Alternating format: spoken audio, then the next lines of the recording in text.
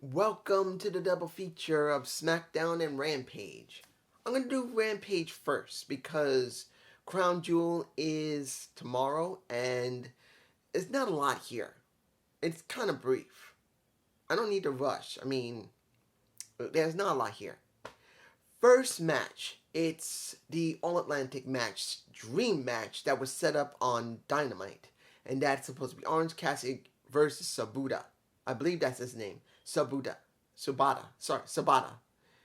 And I found out from what they've stated that about roughly 5 years ago, the guy had to retire due to the fact of a hematoma in his brain. I forgot what it was called.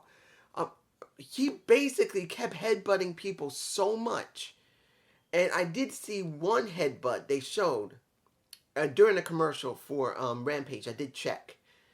And this guy literally does a full headbutt. You know how it is with headbutts. Usually, guys, for fake headbutts, they usually put their hand over the head of the person and go like this. Not too hard. They don't want to hurt one another too much. But this guy decides, and I understand strong style of Japanese wrestling. I'm not oblivious to it. They are much more aggressive. They do a lot more of actual martial arts than regular pro wrestling like Europeans, Americans, Canadians, and Mexicans. They do way more rough, violent wrestling. And let's be honest, sometimes it can be a great thing to watch, but then it could be beyond stupid. They go too far with it. And that's what happened with Sabata, if I'm pronouncing his name correctly. This guy literally headbutted someone so hard, he started bleeding, and that's probably what was the final catalyst for him to literally get swelling of the brain, having to have parts of his skull removed to keep himself alive, and to take pain medication and losing sight in one eye. The guy was gone from what I understand, for 5 years, 3 to 5 years, and only recently came back and did one exhibition match, and now this one against Orange Cassidy. Shit, the guy is lucky to be alive. Literally. And I'm glad he's alive. I don't want to see someone die because they go too far with their passion. But seeing the match wasn't bad. He was rough with Orange Cassidy. There is no way you can deny it. You look at Sabata, he was rough with Cassidy. Wasn't bad though. And Cassidy won. The question's going to be, is this guy just doing this one-off to keep rebuilding himself back up so he could be a commodity again? Or is this just going to be a limited thing for him? Because, let's be honest, surviving something like that, look, once you get your skull cut open and a part of your brain removed, they're going to have to put a metal plate in your head. Or they put something in there that will do. Usually it's a metal plate. This guy will never be normal again. He is now different. He ain't like brainwave. His brain is now sideways. The guy's probably got a metal plate in his head now.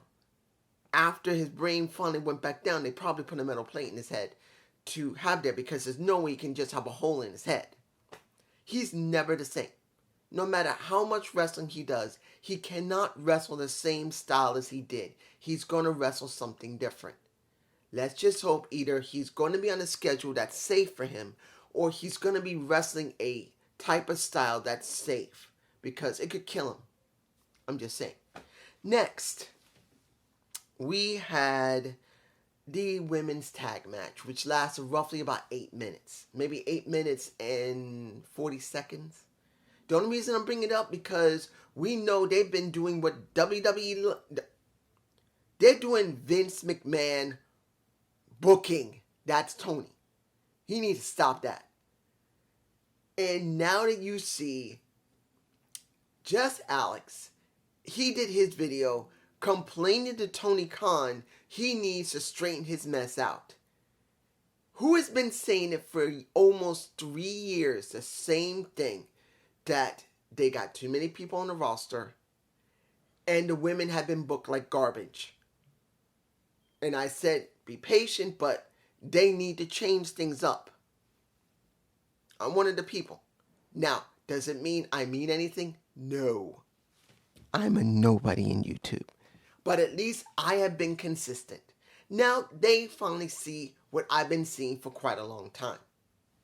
It doesn't matter if they say, hey, we agree, or you're just an idiot. I'm just glad that both JD and Just Alex understands what I've been seeing for more than a year. More than a year. No matter how they said it, I've been seeing it for that long. I have not been agreeing with this.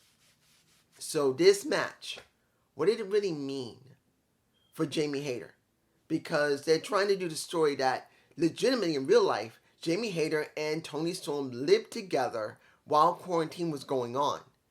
And they were pretty much homeless at one point. Oof, that's not something good to see. But pretty much, at least until Jamie Hayter came back. Because you know what happened. She couldn't come back because of quarantine. So seeing both of those people together, it's understandable. But I'm saying this. Do I care about the story? No. Because they haven't really made it much.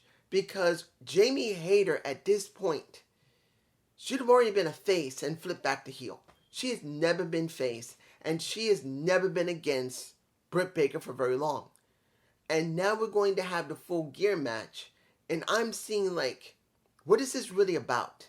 Is this about Jamie Hayter finally getting the championship? Or is this Jamie Hayter finally getting a fight against Britt? Since Thunder Rosa still isn't ready yet to come back. That's what it feels like. This is about her dealing with Britt and finally having the feud that's supposed to had almost a year ago. Almost. Kind of almost. Like maybe 6 months ago or 8 months ago. They could have already done this. I'm just saying. That's just me. You already know who won. And seeing that, I don't know why they let, the reason I'm botching here, the reason I'm frustrated is that the women don't feel legitimate enough.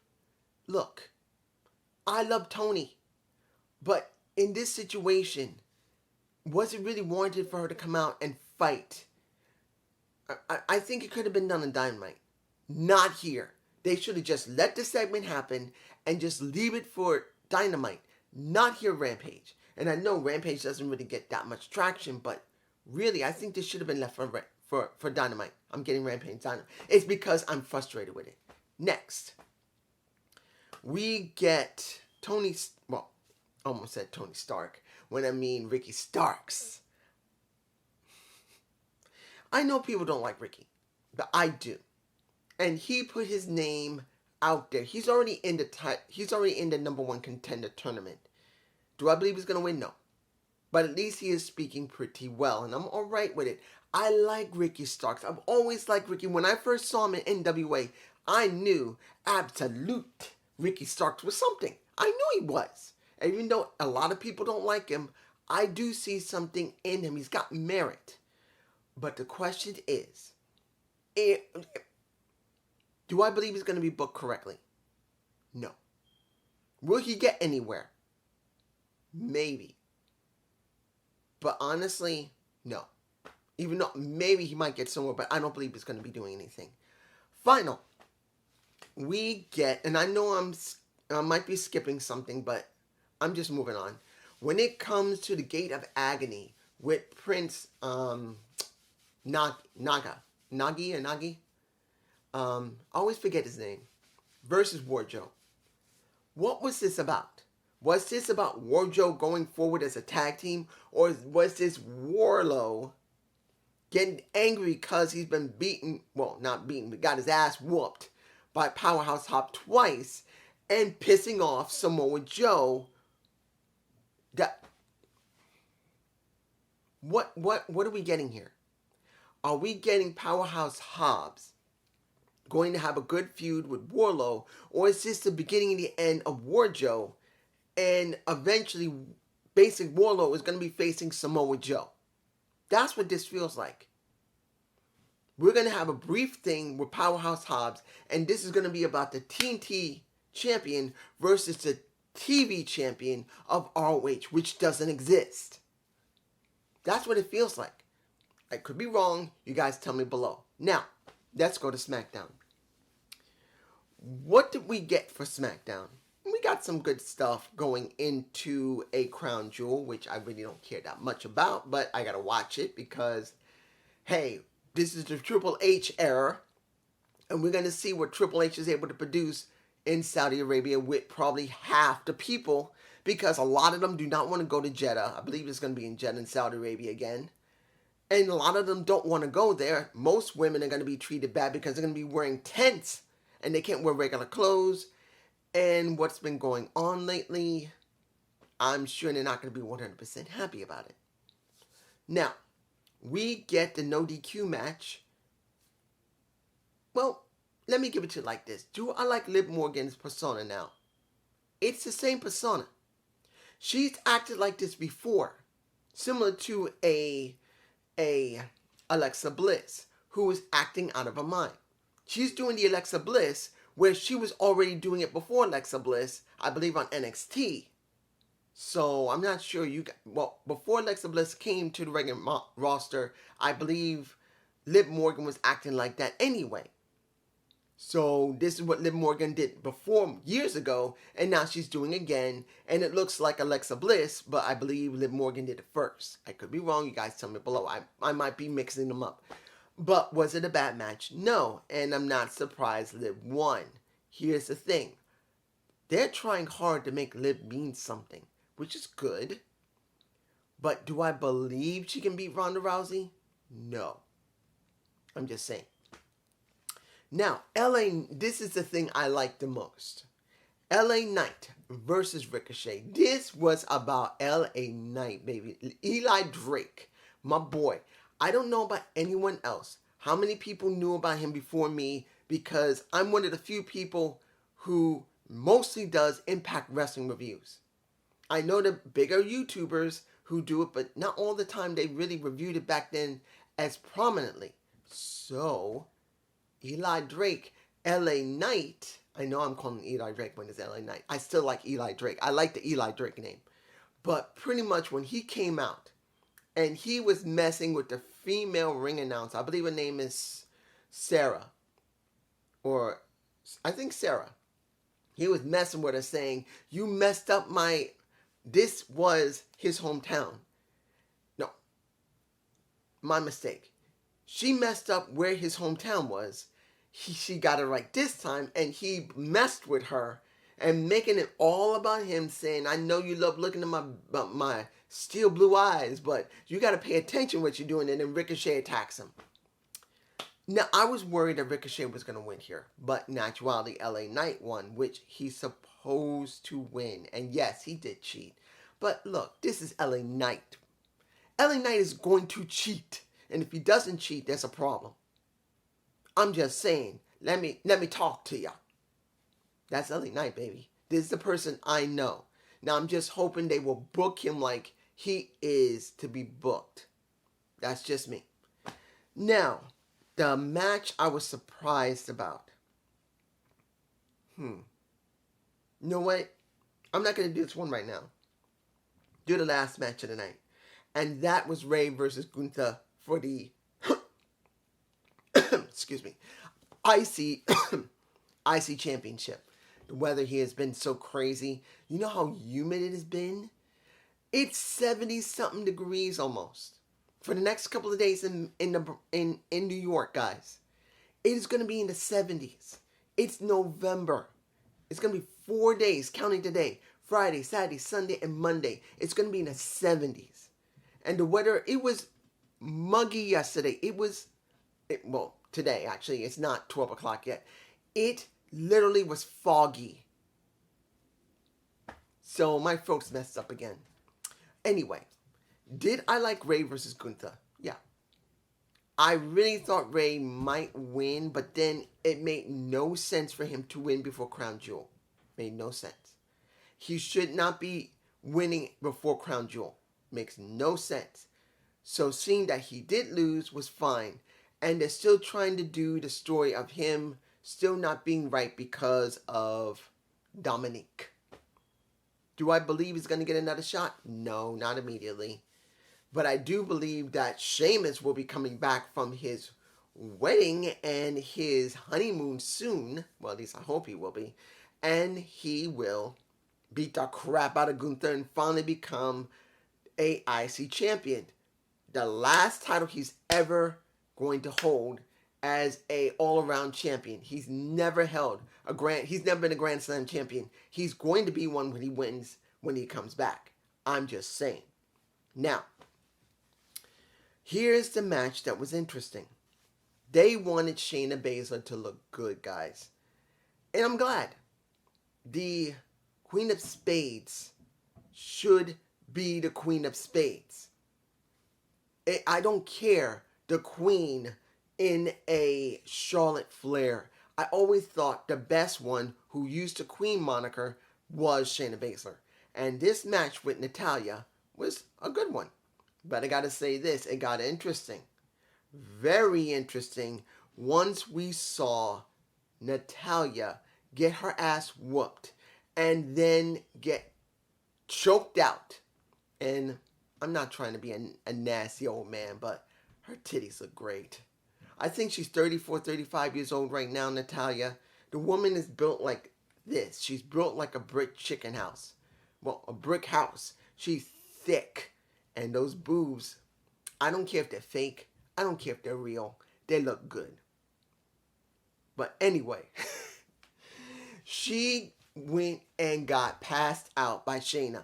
When it was over, you know that something was going to happen because Ronda was there. Because she's been trying to push her to be something.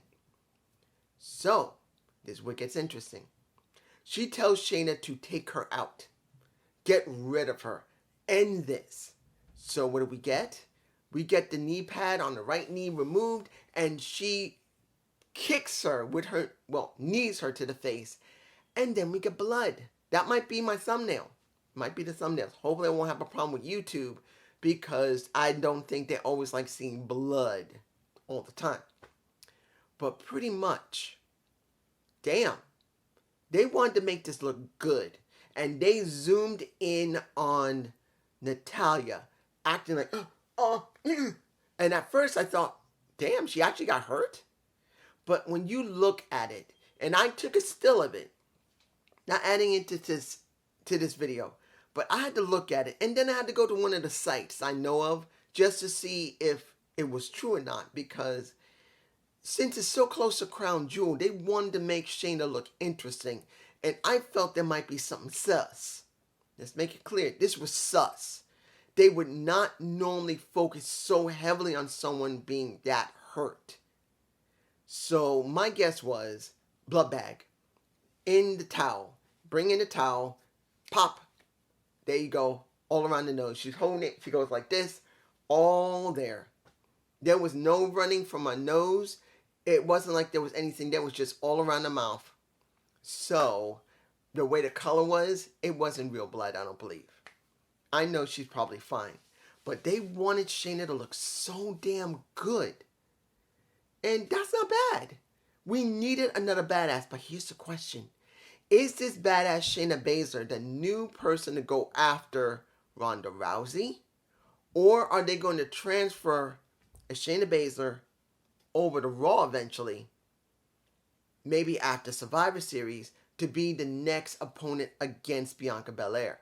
Because honestly, Bianca is reaching a point where, what are you going to do with her and Bayley? Eventually, you got to finish their feud, and you got to give Bianca the next challenger, and maybe they'll do a little switch, and they will have Shayna onto Raw. I'm not saying I like seeing that, but maybe they will, unless they really are trying to groom Shayna Baszler to go up against Ronda Rousey at Survivor Series. Because that could happen. I would not have a problem if Shayna is booked to go up against Ronda and they make it really good. Because they are both former MMA wrestlers. Well, not wrestlers, fighters. And they're going to do pro wrestling, which actually could be really good. You never know. But it's just me, and I hope you enjoy this double feature. Please give me a comment below. And I'm hoping I will not miss a Crown Jewel, because sometimes I oversleep in the morning. Sometimes, not every time. I don't want to miss it. Peace.